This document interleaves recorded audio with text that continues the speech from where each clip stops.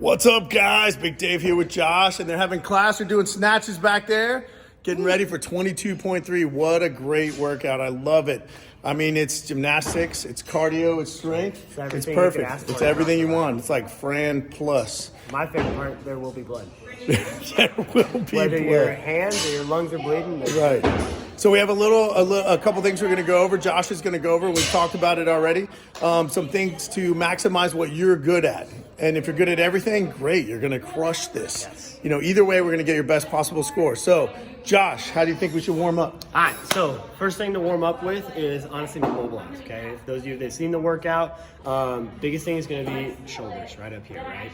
You have presses in your thrusters, you have presses on the muscle ups, pulling on the any kind of pull up or chest to bar. So the first thing you're going to do, you're going to want to start rolling out everything you can do. Lats, shoulders, especially the triceps. Get a lacrosse ball on the wall, on the floor, whatever it might be, and roll this stuff out. It's a lot of lats. Yeah. And then honestly, I'd spend a little bit of time on your calves too. Get a lacrosse ball in there, warm them up.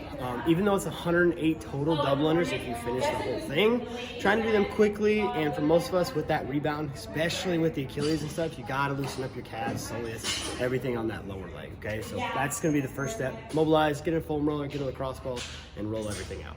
Two great elements here: PVC pipe and a band. These things are gonna be your friend. Okay, working on pass-throughs, getting the shoulders to really work that dislocation, trying to work the hands in, round the world, all that stuff. Okay, especially anything up overhead, stuff like that.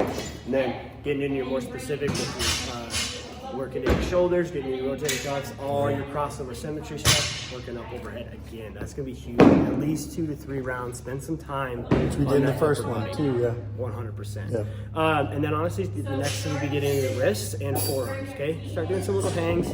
Get on the ground. Do some little wrist push-ups. Do some wrist flexion, wrist extension, stuff like that. Everything. Get the wrist moving around, especially from not even just the thruster in the front rack position, but you're gonna be gripping and moving on this bar. Yeah. Those of you that start getting into muscle ups and stuff, you want to make sure that wrist is ready for Plus double unders. Yep. Definitely with that flick and the double unders too. Dave, I mean, you're the best at getting heart rate up. This What is do you definitely a expect? spike your heart rate. What I'm gonna have the Mad Crew do is like half a Tabata, like 4 rounds of Tabata on the salt bike or rower or ski or whatever to get that heart rate up, and then let it come down. Do some rounds, you know, get that little practice, some short rounds, you know, like maybe 3 reps of each, something like that. Yeah, not fatiguing, but definitely enough to just to practice see what it feels like. Yeah. And then rest a sec and then go. Yep. That's what we want. Yep. More specifically, kind of getting over setup wise, where everything needs to be going, how to set the things up. First movement's going to be those pull-ups. Okay, so that's where you're going to initially start off with. And when you're doing this, the best thing about this workout too is that you can have a team put your weight on as the thrusters get heavier. So that make help sure is great. prior to 3, 2, 1, go, someone is standing next to you. You have a team ready to throw the weights on, because if you're breathing hard coming off your thrusters, you don't want to be sitting there trying to put weights on for another 5 to 10 seconds and waste your time and stuff like that too. That's another thing you don't have to think about. Okay, starting off 21 pull-ups. So I would consider that there are 3 levels to this workout. Okay, first level being I have 1 bar muscle up or less. Okay, meaning hey, I've done a bar muscle up before, or I've done like 3 to 5 chest to bar, something like that. Those of you doing that, I want you to think about getting through the portion that you know you can finish as quickly and efficiently as possible. Okay, so if you know, hey, I got a bar muscle up, I don't know if I'm gonna be able to do it today, but I'd love to be able to try it. So through your 21, 42, 21, and then through the chest to bar, the 18, 36, 18, go. Right. Burn your lungs out, go. Hold on, give yourself a good minute or 2 to finish up. Until the 12-minute time comes over, you're gonna have time to work on your double or your chest to bars and your muscle ups, okay, wherever you're at.